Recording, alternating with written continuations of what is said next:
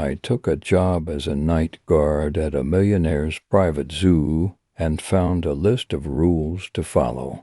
My name is Sammy. I am a 17-year-old high school student. I was privileged enough to be born in a family with no problems, financial or otherwise. I never felt the need to earn any money until the age of 17, you see. All my friends had one part-time job or another, and they used the money they earned to buy stuff for themselves and learn a thing or two about work ethics. So because of some peer pressure and the fact that I had not had one job till now, I started searching for a job.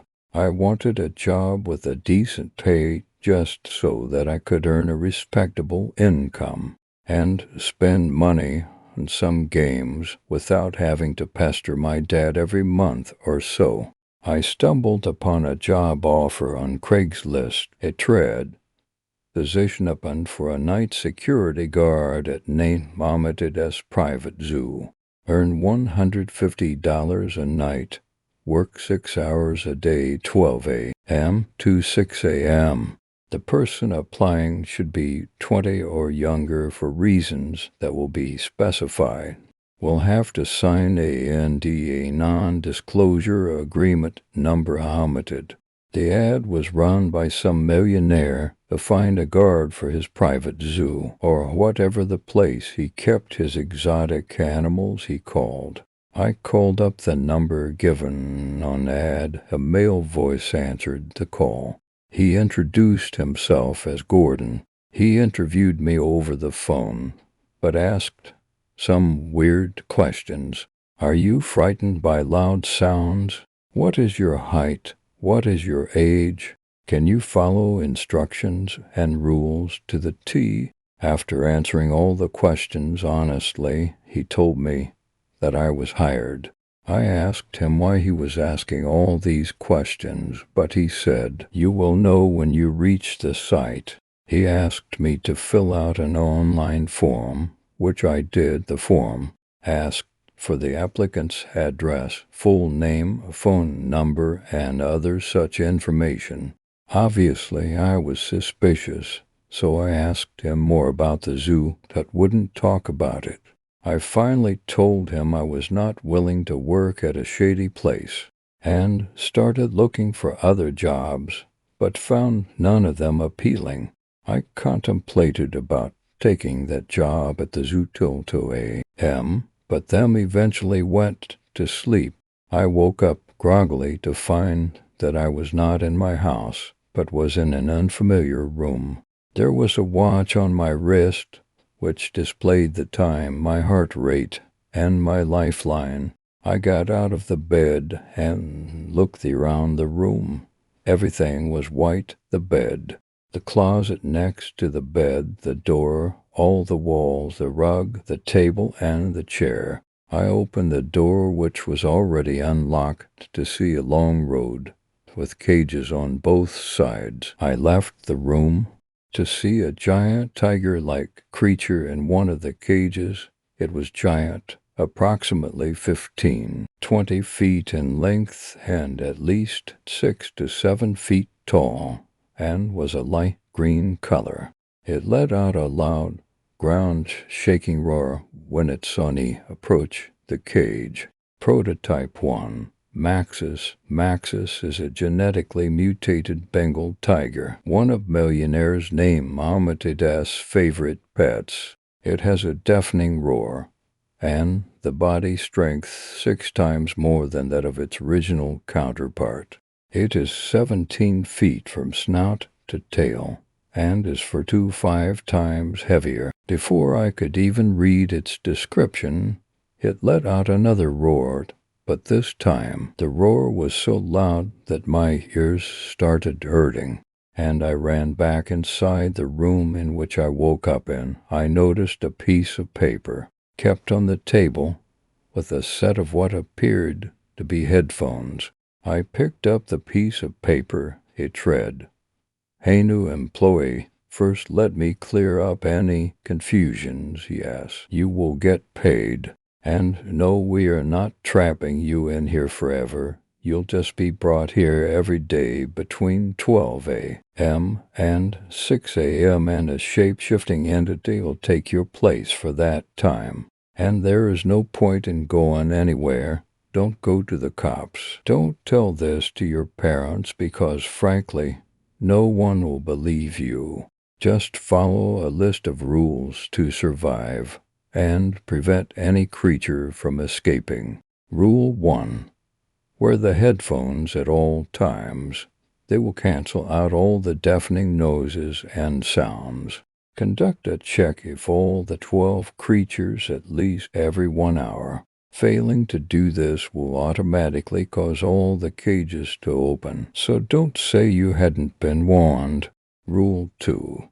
While conducting round, if prototyped and Stygian starts screaming and bashing up the cage, run inside your room, lock it from inside, and open all the lights. It will only be able to harm you in dimly lit or dark environments. Rule 3.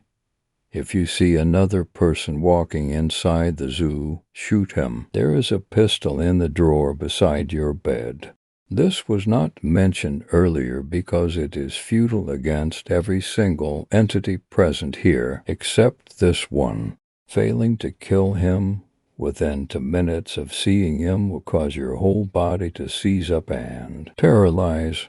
You will feel every stroke of the knife. He will first skin you alive, then pour acid over your body. Before chopping your body parts and eating them, he will keep you alive as long as he can.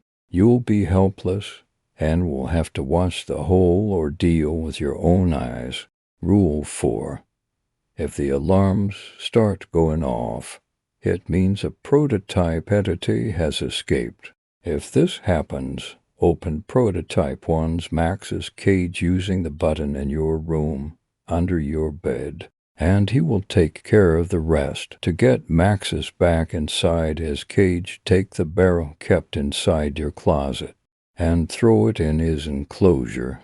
He will run inside to find the source of the smell of beef. Then press the button under your bed once again to seal his enclosure.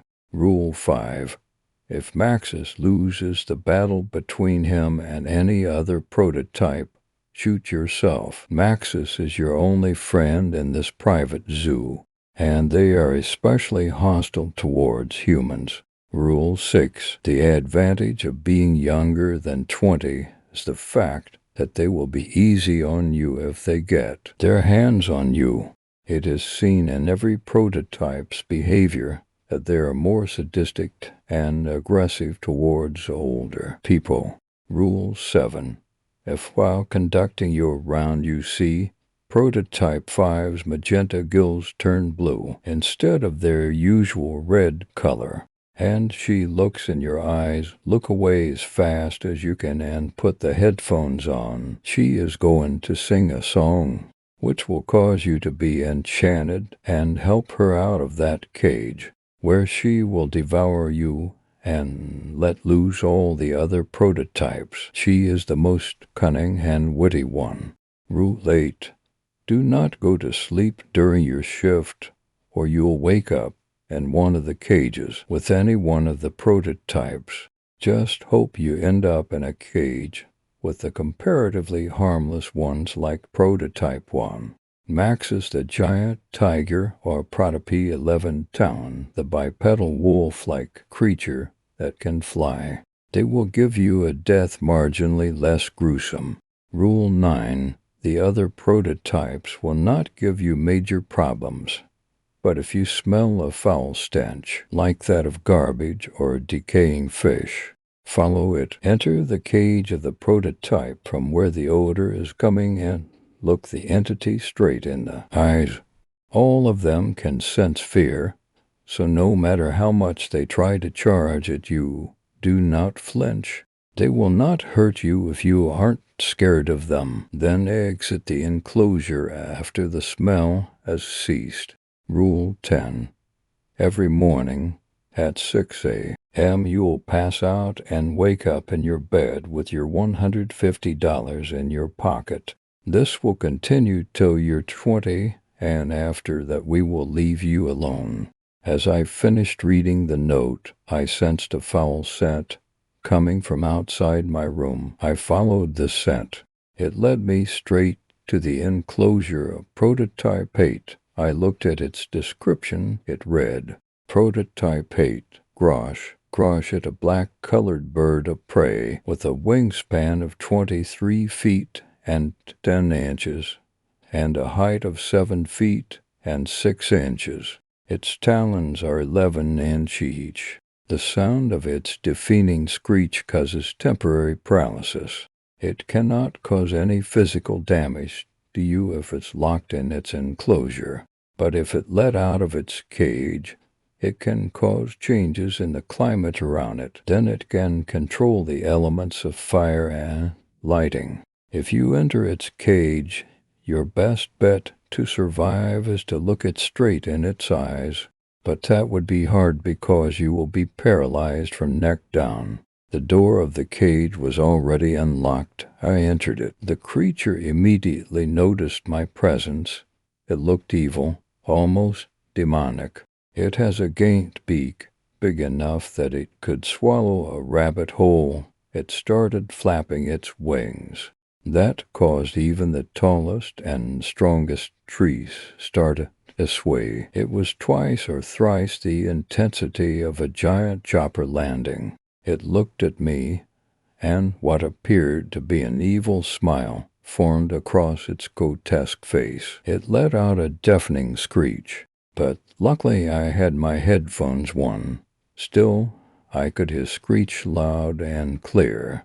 My legs started twitching, and I fell to the ground with its eyes fixated on me. It started flying. It went all round the enclosure, but never looked away from me. I could see shadowy figures in my peripheral vision, but something in me knew it was just an attempt by the morbid creature to make me look away. After what felt like an eternity, it screeched once more and made a dive towards me. Now, in another case, I would obviously have flinched, but to this day, I thank my lucky stars that I was paralyzed and knew that bird couldn't harm me.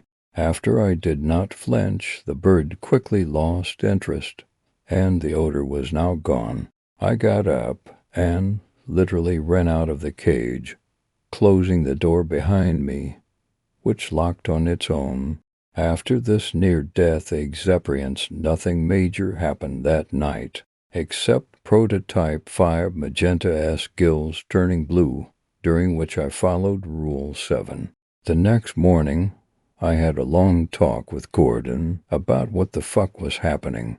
I promised him another heavily built teenager in exchange of me, but he didn't listen. I had recorded the entire call to use it as evidence against him, but when I checked my recordings, it was somehow not there. So here I am standing on the rooftop of an apartment. It is better to commit suicide than spend even a second more in that hellhole. I am using this as a log and as a warning for people to not accept jobs from shady websites. I know there are most people like me, working the other 3 6-hour shifts.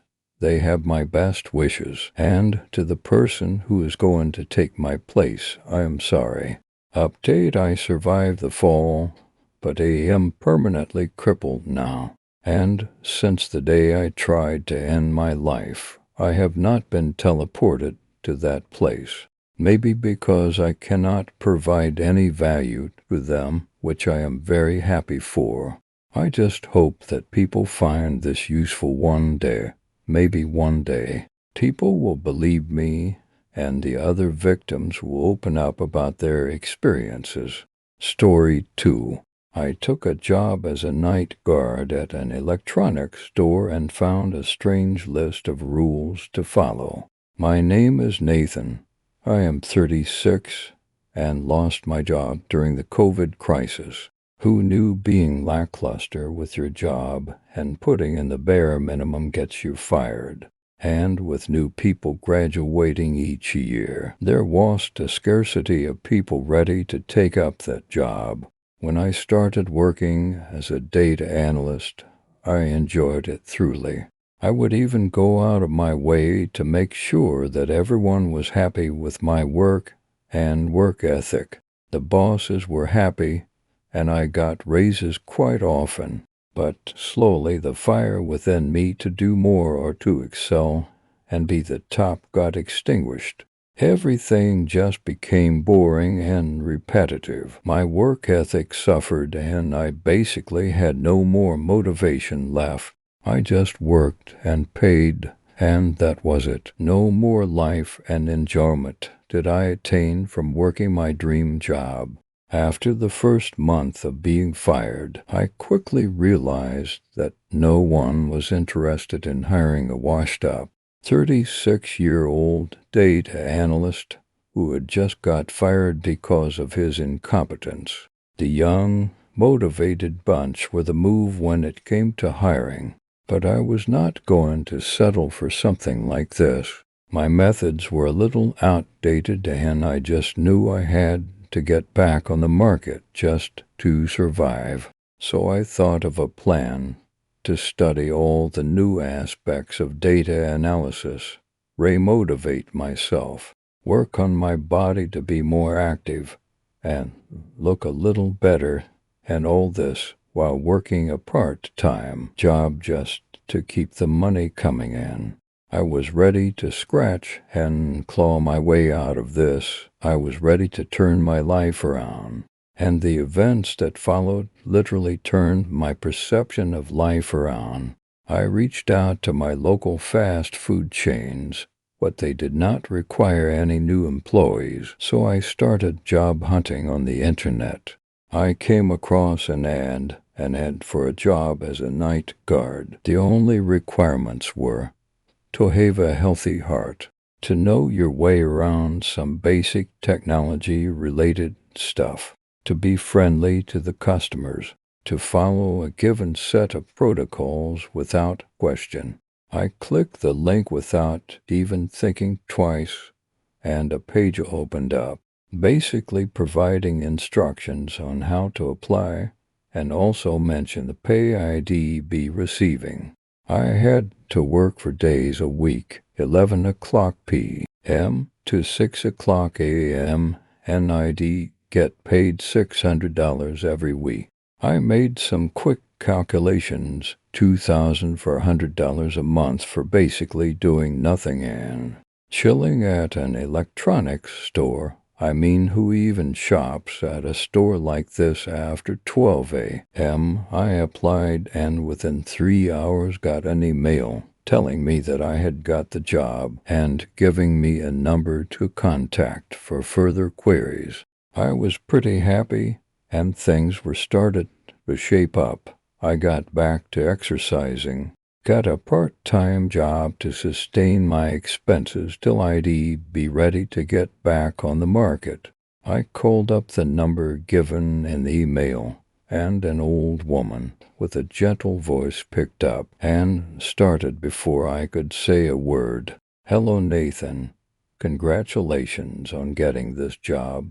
You can start working from today itself." A bit weirded out from the suddenness of the words and the unusually jolly tone, I said, "Hey, ma'am, I would love to start from today.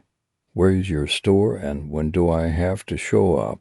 "Oh, yes, arrive at asterisk address omitted asterisk at 10 o'clock p.m. sharp." Before I could even get another word in, she hung up. I felt uneasy after this interaction. Her not telling me her name and avoiding talking to me could mean trouble, but she could also be a scared old lady who happens to be socially awkward. I didn't overthink it much.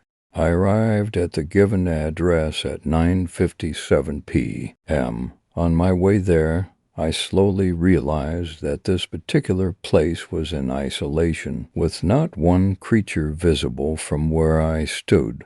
It was deathly silent and, quite frankly, an overall eerie environment. I entered the building at 10 o'clock p.m. to realize the building was empty, too. I turned my phone's flashlight on and looked for the light switch. When I finally did manage to turn the lights on, I was a little surprised by how dusty and dirty the place was. The place also had a lot of old-fashioned and vintage electronics and some knockoff products. The most surprising thing, I thought to myself, was how are they even going to afford a night guard for $2,000 for $100 a month? That'd be insane.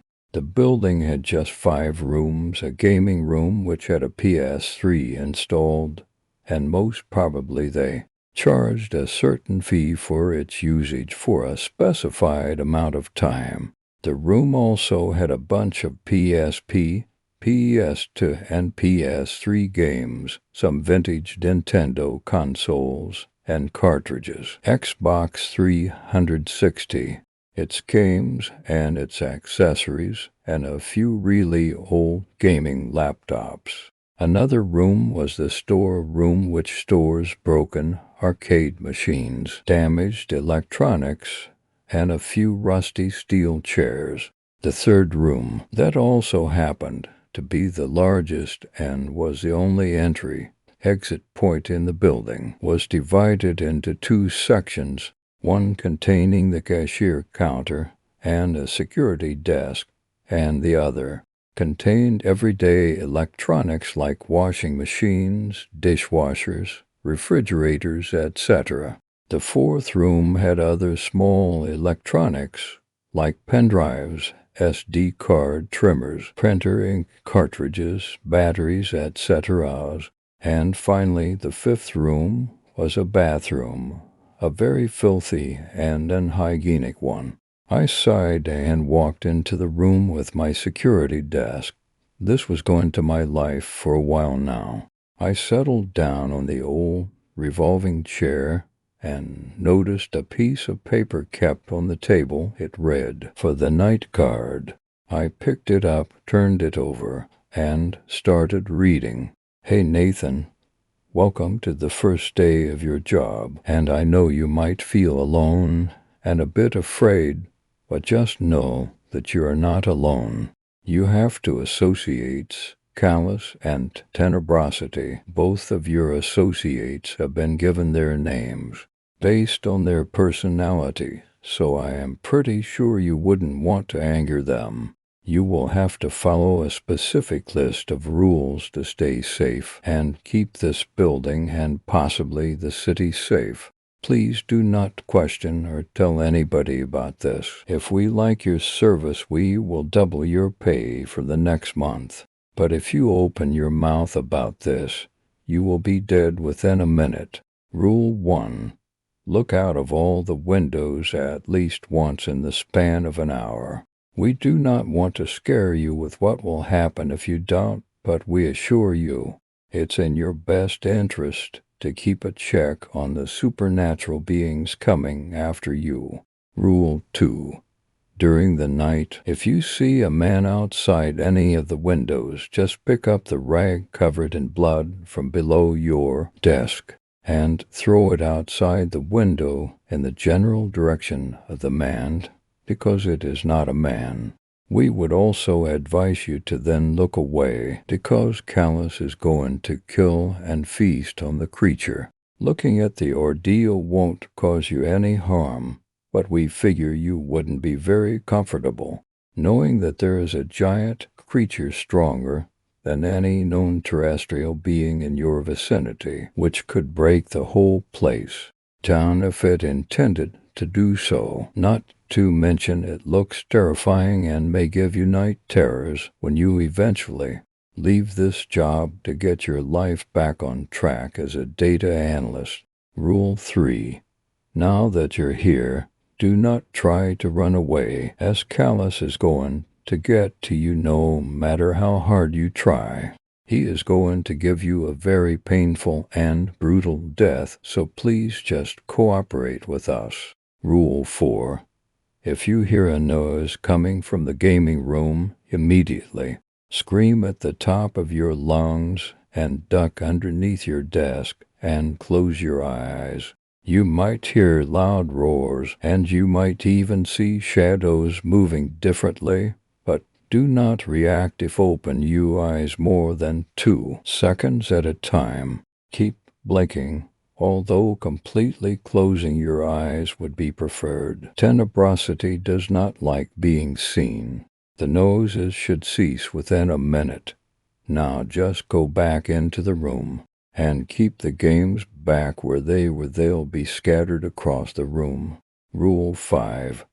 If the power button of a washing machine turns on by itself, you have to put a piece of clothing in and start the washing process. Failing to do this within 2 minutes of it turning on can and will anger the forces trying to get it. They'll ditch the wit and go in full force. Just pray that tenebrosity and callous are strong enough to hold them back. Rule 6. If you see someone in the reflection of the refrigerator door, do not turn around. Instead, open the door casually and take the pistol kept in the refrigerator.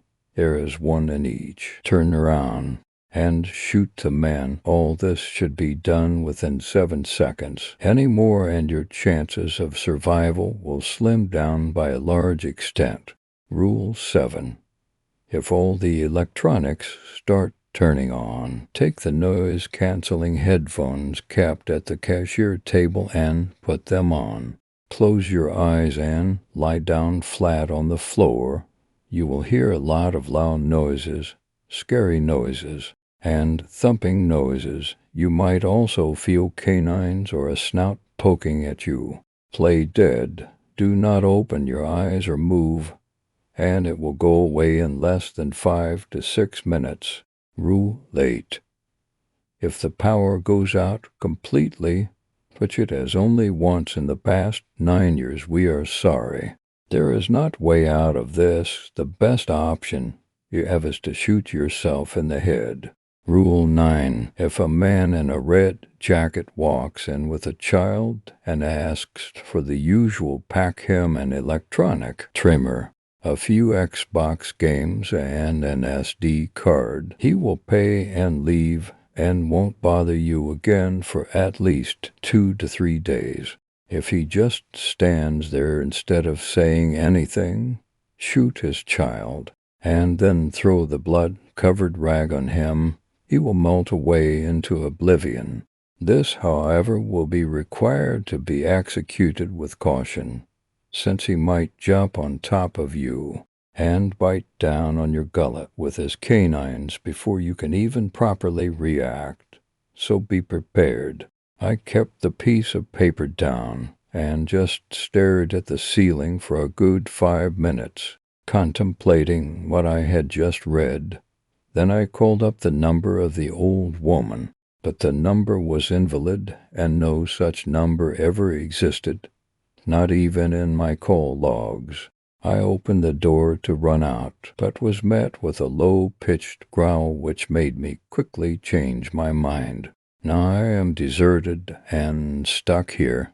Now only God knows what will happen next. I am writing this as a log. Should I go missing, you know what happened to me. Story 3. I am also a night guard, but I work at the Museum of Science and Industry.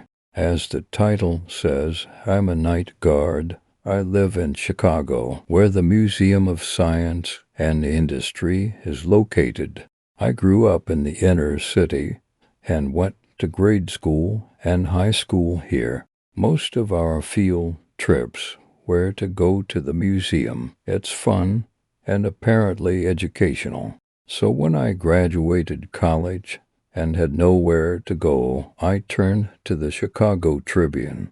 I went to the local CVS pharmacy and bought one right off the rack. Not something I had ever thought I'd be doing. I brought it to my apartment and flipped to the classified section. I scanned for any job that there was. Sewage worker, nah. Window washer, Hell no. Night guard. That was something I could do.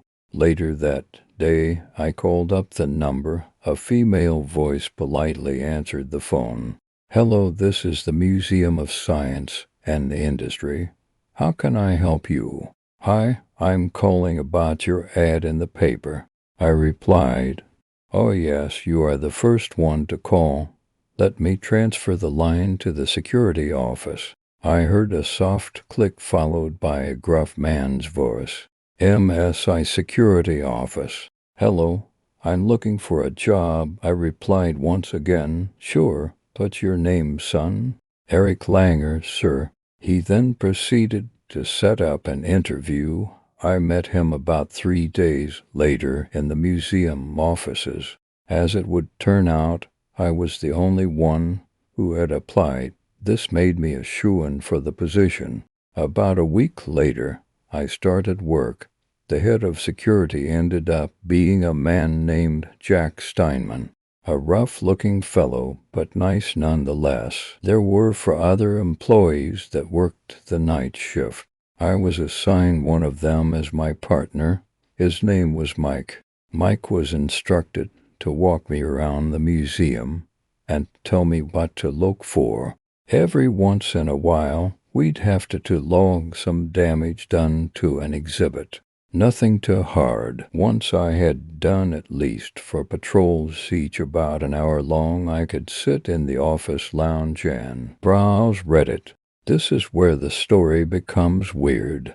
If you don't know how the layout is, let me break it down for you. There is a basement, a mid-level, and a top level, as well as other offshoots that lead to the space and aviation halls and greenhouse.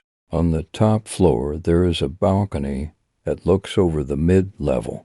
Back to the story. 2 nights ago, I was patrolling the upper level, the human anatomy exhibit to be specific. Normally this wouldn't bother me, but being around 1 in the morning, it was getting a little freaky. For those who don't know, they have people who donated their bodies to science there. They professionally prepare the bodies, then flay them and put them on display to educate others. If you want to know more, just Google plastination. So they have these people in huge glass cases, and on the cases it has a label saying real human specimen. This was weirding me out. I radioed Mike. Hey, are these people real up in the human anatomy exhibit? It took him a few seconds to respond. Most of them are wax actually. Only a few are real. He retorted, stay where you are. I'll show you. About 5 minutes later, Mike walked up the stairs. He motioned for me to follow him, so I did. He walked around to the back of the exhibit and pointed a finger at one of the cases. This one is real, he said. How do you know? I replied a little skeptically. He used to work here, Mike retorted in a matter-of-fact tone. My heart nearly stopped. What? I said with a little shake in my voice. Yeah, he was one of the directors here, said he wanted to be put on display to help others learn. I met him. He was a good man. My heart steadied itself. Hearing he was a good man made me feel better. It was a very selfless act for him to do this. It brought a smile to my face. What are you smiling about? Mike said while making a serious tone of eye contact. He was a selfless guy, it seems, a nice one, too.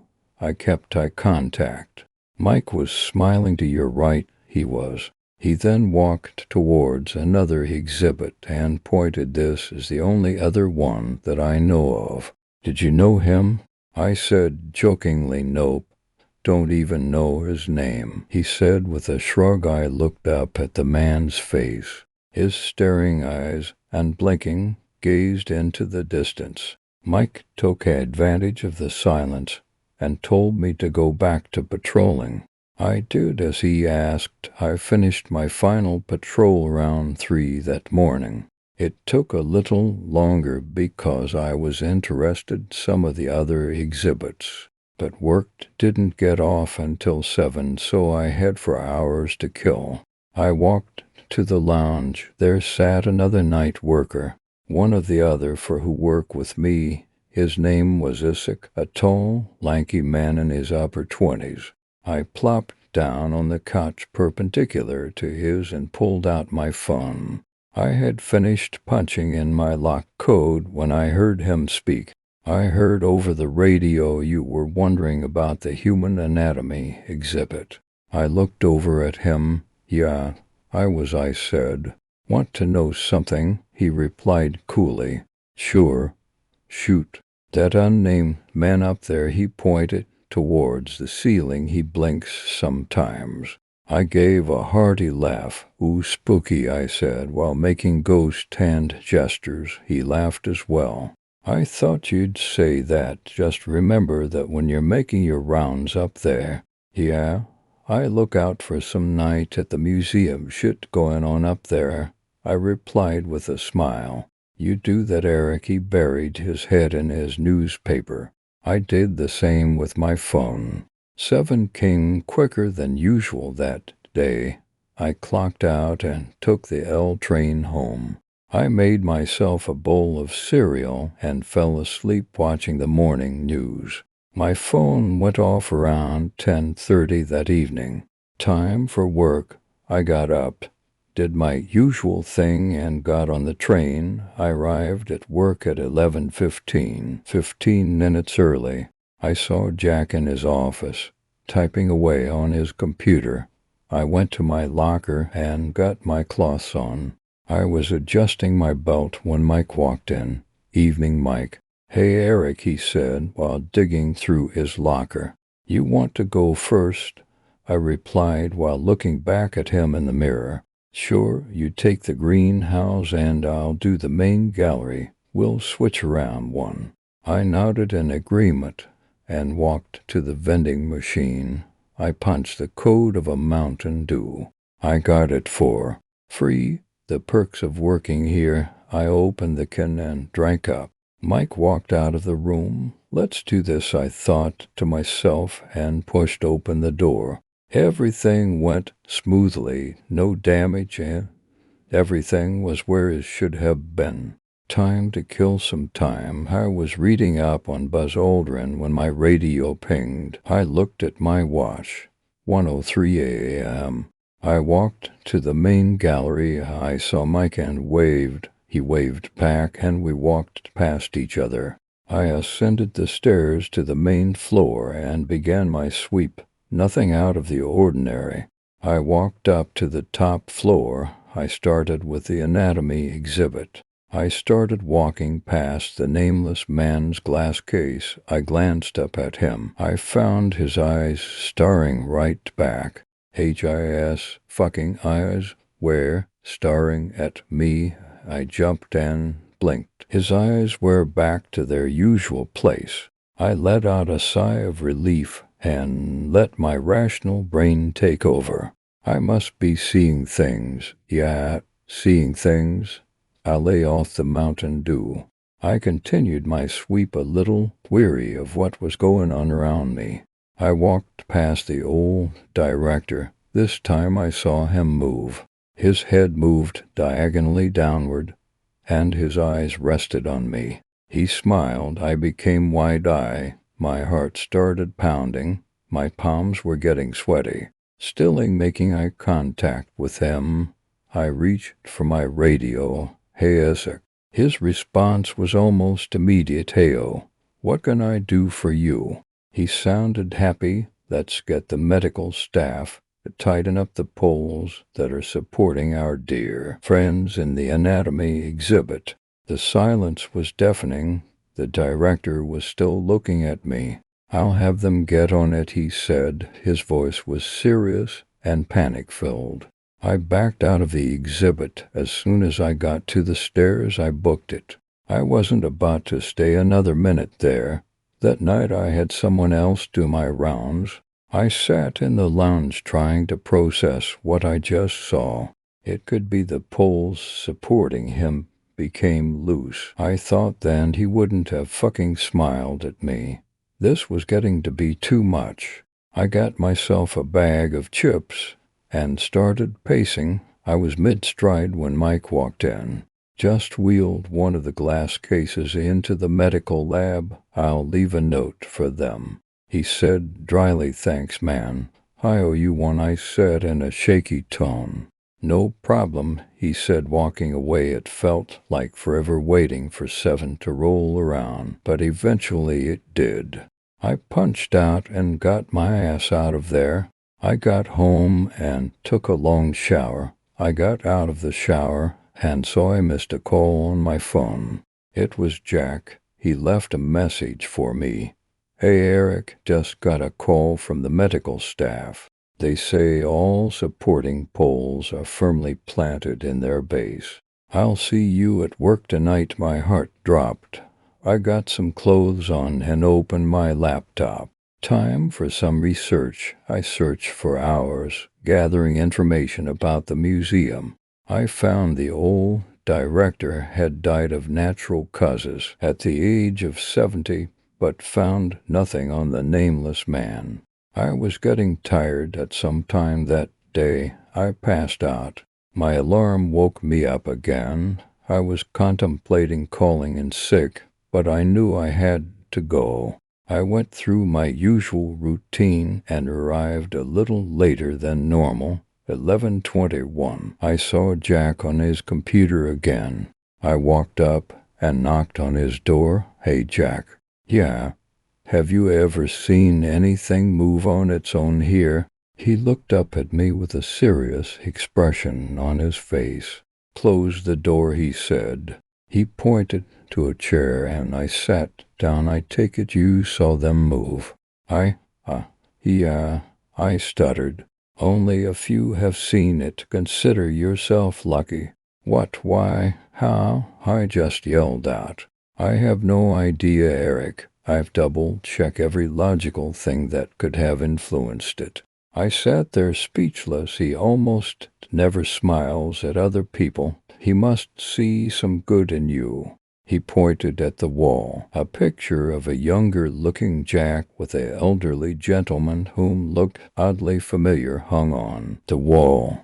Jack glanced at his wall clock. Your shift starts now. I walked out of the office and made sure to avoid that exhibit at all costs. I went home and starting writing this. What do you think I should do, Nah, sleep. Is there anything I can do? Please help. Edit. Finished last night and I've been home. Thank you for the overwhelming support. I did some of the stuff you guys suggested. I'll make a new post and update you guys later today. But for now, I must sleep. Story 3. Story 4. I am working as a night guard at a school. Am trapped inside with a terrifying creature. Hello. Am writing this as a last cry for help. Am trapped inside the ventilation system of a school, together with something horrific, the stuff of nightmares. Am afraid I won't be able to survive. To give some context, I recently got a job as a night guard at a school in my town. When I saw the job offer online, I couldn't help but apply. I just moved out of country, and I needed some quick money. Don't judge me. If I knew what I was getting into, I would have never accepted. The paycheck was really good, $60 an hour. And being a college student in need of money, I didn't think much about it. It was a big mistake. I called the number posted on the website, and a man with a low and raspy voice answered. Hello, hi, this is Jack. Am calling about the job advertisement, the night guard one. He paused for a second, then answered. Yeah. He'll fill you in with all the details when you get to the address. Meet me there tonight at 8 p.m. Okay, sure. That's how the conversation went. Jack didn't ask me any questions as to why do I want to apply or what are my skills. It seemed like he just needed someone to take the post. Hey, quick money. Right, I thought. I ate a pizza for lunch and then got in my car and drove to the school. When I arrived, I saw a big SUV parked in front of the entrance. Inside, a man in his 50s, wearing casual clothes and smoking a cigar. My gut feeling told me it was Jack, so I got out of the car and waved at him. He immediately noticed me and opened his rear window. Hey, is this the guy who called me about the job? Yeah, it's me. Good, I need to ask you a few questions before we proceed. Sure, go ahead, I replied. Can you defend yourself in case someone breaks in and threatens you? He asked in a fast-paced manner. Yes, I can. He did let me finish my sentence. It looked like he was in a hurry. Fine. Do you get scared easily?